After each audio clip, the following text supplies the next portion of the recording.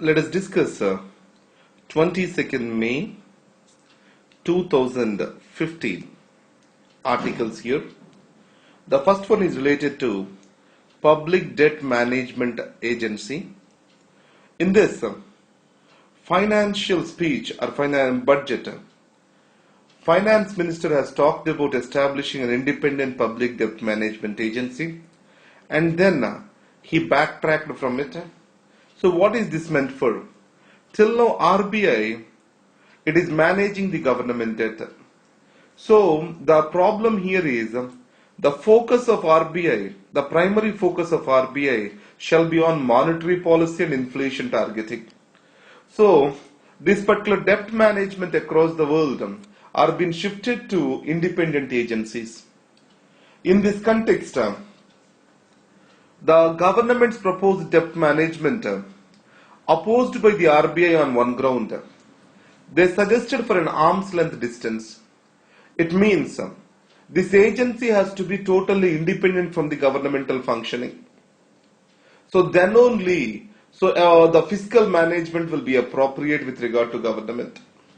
So the retracking of the government is seen as a victory of Raghuram Rajan. In this context, the Rajan has said that any body that has to be created, it shall work professionally and shall not be bogged down by bureaucracy. Now this is what is the article about. Now, why we need a public debt management agency? There are many articles which have come up in various newspapers in India. So I will try to discuss this particular topic because this can be asked as an important question under the regulatory agencies in paper 2 of our GS. So this week I have promised two things to you. One is a clear discussion on euthanasia, and the second thing is public debt management agency. So these two things I'll try to cover by this Sunday. And the next thing is, recently the Supreme Court has declared that the building of personality cult or personal glorification at the expenses of the public money, it is antithetical to the democratic functioning. So in that way, other than Prime Minister, President of India and Chief Justice of India, no other picture shall reflect with regard to the governmental advertisements. So now, as AIADMK Supremo is coming back to take over the reins of Chief Minister, the Tamil Nadu government is planning to bring in certain developmental programs. In that circumstances, lack of this particular judgment of the Supreme Court is becoming an hindrance to provide for the new programs and advertisements related to that. In this context, the Tamil Nadu government filed a petition in the Supreme Court, review petition. So what the Tamil Nadu government argues is this: the Chief Minister at the state level and the Prime Minister at the union level, their job performance or their nature of work is the same. So in this context, the exclusion of the Chief Minister from this particular criteria, it is going to disturb the federation, or it is against to the federal principle. And that's what is the first time. The argument is this: if the Chief Minister is the head of the government at the state level, obviously the message has to go to the people what the government is doing. It helps the people to make the informed choices. But however, too much of publicity around an individual, it is also building personality cult. If you see, the major problem in India is personality cult, centralization in the politics, huge corruption involved. So all this have taken away the power away from the people, if you remember the yesterday's article. So for this, Tamil Nadu government has filed a review petition. And then we have something called as cooperative federalism in India. Now the Modi government, it is talking about cooperative federalism and competitive federalism. So what are the steps which have been taken up to involve the states with regard to the planning and developmental process in the country? Now in this context, the first one is Niti Aayog in the place of the Planning Commission. The Planning Commission is represented as a unitary feature of the Indian functioning or Indian financial functioning. Now, the Planning Commission and its role as a super cabinet and many approvals for allocation of various finances to the state governments were required from this. So the chief ministers were always agitated against the Planning Commission. Now the Niti Aayog, how it is going to function, there is no clarity on this. By constitution of Niti Aayog, by providing for the membership to the states in the Niti Aayog, so a kind of voice to the chief ministers is also being provided for. Next, superimposed on the Niti Aayog is the Council of Chief Ministers. And this Council of Chief Ministers, they are preparing a blueprint for transforming India. So we have to see what is the outcome of these particular plans which are going to come up. The next issue is the central sponsored schemes. Many of the, if you take on the Schedule 7, you have union list, state list and concurrent list. Now on every subject which is there in the state list, there is a union ministry. On these subjects, the union ministry is framing the central sponsored schemes and they are being imposed on the states. So in this context, states already always have resented the central sponsored schemes and they said that these are leading to a straight-jacketed uniform approach in development. So in these circumstances, reducing the central sponsored schemes, increasing the autonomy of the states, that is one thing which is recommended for. Now, the government agreed to the 14th Finance Commission report where the funds devolved to the states have increased by almost 10%. So that can be seen as a positive step in the fiscal federalism. And second is Article 263, it provides for interstate council and it was never used for properly. The major function of this is coordination between center and the states. Now this interstate council, which is a major coordination body, then the Niti Aayog, what are the functions it is going to perform beyond coordination? It has to be clarified. If not, the overlapping of the functions between various existing institutions will increase. And next is, if you go to concurrent list, the state and union legislatures shall have equal powers to make the law on this. But the union parliament has converted this concurrent list almost like a central list. So in this context, the principle which has to guide is this. Anywhere, any function which can be performed at what level has to be defined by the criteria of efficiency. It means that if a function can be performed efficiently at the union level, then it has to be performed over there. At the state level, it has to be performed over there. And local level, that has to be performed over there. It means the revisiting of the union list, state list and local list has to be done. And appropriate division of the powers or transfer of the powers to the states that provides for the cooperative federalism. Now is another thing Modi was talking about is competitive federalism. What he says is the states shall have the competitive spirit to attract the investments and to improve the governance to provide for the services to the people. In this context, investments comes or flows to the areas where there is already development. It means underdeveloped states will be highly disadvantaged. So in a country with huge inequalities, lack of asymmetrical federalism or center not providing for asymmetrical federalism, it is going to hurt the equity among the states. Previously, backward regions development grant funds or special status to various states. What all these things are, they are creation of asymmetrical federalism. So to some extent this asymmetry is still necessary to maintain equity. And further going on to the political front, the hegemony over federal polity or the center taking the hegemony over the states. If you can see what is going on in Delhi, or where the center is trying to influence the states through the office of the governor. So this is what is the center trying to maintain the hegemony over the federal polity. It is going to create the mistrust between the center and the state governments, gaining over the trust from the states, especially from the states ruled by the opposition. That becomes very critical for the cooperative federalism.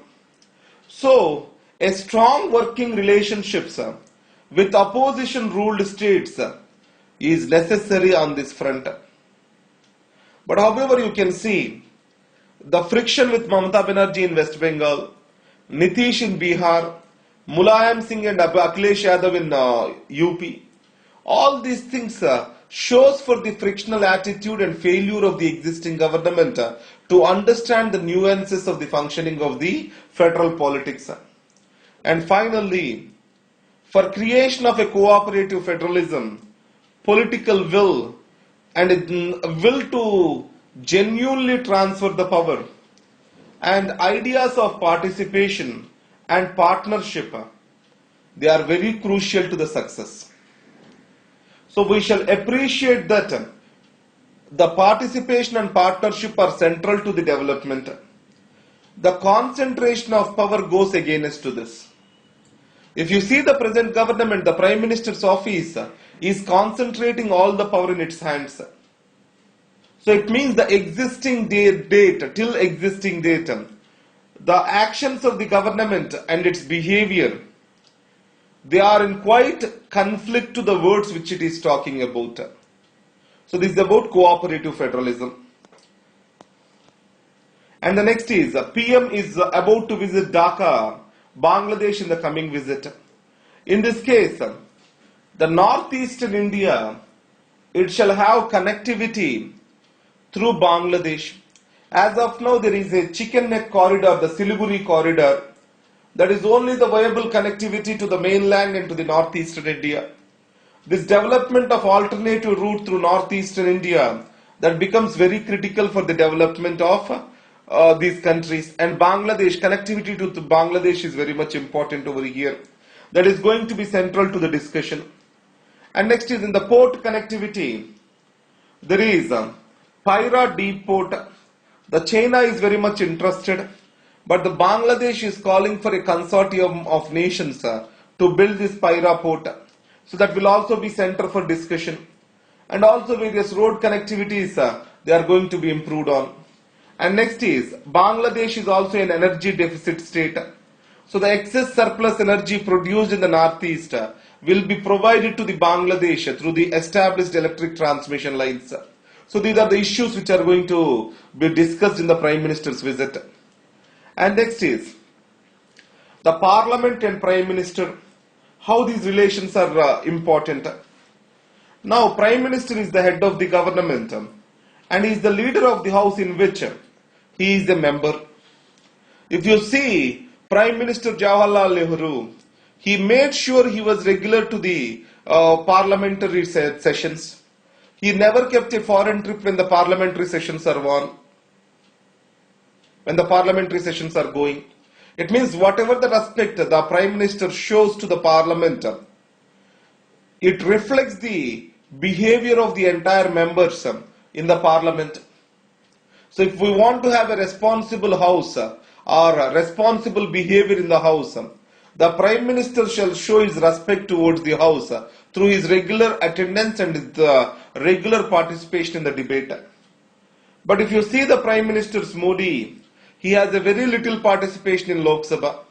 It is criticized that Prime Minister more spoke in the parliaments of different countries rather than Parliament of India. Now, generally there was a tradition that after visiting a foreign country, the Prime Minister has to give brief to the House. Generally he gives as a give that trip brief to the House. From Nehru days it was the custom. Now the Prime Minister Modi even done away with that. And last minute introduction of the bills as supplementary business. And objecting to the active role of Rajya Sabha and taking the money bill route to the various bills. All these are going against the dignity of the parliament. So it means the Prime Minister has to take a deep interest in the parliamentary procedure, and he has to show his trust towards the parliamentary debate to retain the respect and dignity of the House. The next is, with regard to Syria, now there is an ancient city which is part of the Silk Route that is called city of Palmyra. Now it was fallen with the Islamic State. Now added to that, close to this city, in the Raqqa province, the major power supply of the country exists. These are called as Arak and Al Hilal gas fields. Now these are Arak and Al Hilal gas fields. So this supply to the power to the entire nation. If they fall into the hands of the Islamic these people, then Islamic State, then automatically it leads to the fall of Syria to this particular extremist elements. Now the other thing is, the Japan unveils the 110 billion plan. It can be seen as a counter strategy to China. An Asian Infrastructure Investment Bank, Japan with participation of Asian Development Bank, along with the World Bank, in collaboration with the World Bank, it will invest in this particular Asian Infrastructure Investment Bank. So it helps for the establishment of strong standards in AIIB. So it also creates a strong voice counter to the China in this particular thing. And next is, what is the performance of the Modi government on economic front? So first thing is, the inflation has come down. What are the reasons for the coming down of inflation? Especially, the subsidies are coming down, and petrol prices also has come down. The major reason for the loss of this petrol prices, decrease in crude oil prices is the major reason for decrease in inflation. And added to that, fiscal discipline is also in the order, that is due to decrease in subsidies. Previously, governments increased the minimum support price as a ritual. Now the present government did not do that. And also, the government has took to the process of fiscal consolidation and buying the fiscal space for active maneuvering in the economy. And after that, the external circumstances are also becoming favorable to India. But however, increasing banking debt and decreasing the domestic investments, that's what a major cause of concern. And large clearances, especially the coal block clearances, 2G spectrum, all these have provided for a positive environment. So that is what this article talks about. So these are the things. And one more thing is, the Islamic State, there is an editorial. What it says is this. What this editorial says is this. The Islamic State, instead of resistance from a group of forces, it is still marching ahead. What are the reasons for this? Recently, this Islamic State occupied Ramadi in Iraq and ancient city of Palmyra in Syria. So what are the reasons for the progress of Islamic State? First one is, the Syrian forces, and Iraqi forces, Kurd forces, US-led allies. There is no cohesive action among these three different forces fighting this. And after the Americans left the Iraq, the sectarian violence got worse. The sectarian violence got worse, and the capacities of the Iraqi forces were very low to fight this. So these are the major reasons for the spread of Islamic extremism. And this is a beautiful article about the removal of a director for National Museum in Delhi. So what it article talks about, how the specialized institutions have to be managed. It says that the specialized institutions, they have to be more autonomous in their functioning. The national museums are of one such kind. Now, appointment of IAS officers to these posts, which are generally considered as punishment posts, and they seeing them as extension of something called as departments. So the departmentalization of these posts, automatically it brings in bureaucratic inflexibility and rigidity, and that ultimately leads to the decay of these institutions. So in United States and UK, they brought in a new mechanism where trustees will be appointed, and these trustees will take care of this particular management of these museums.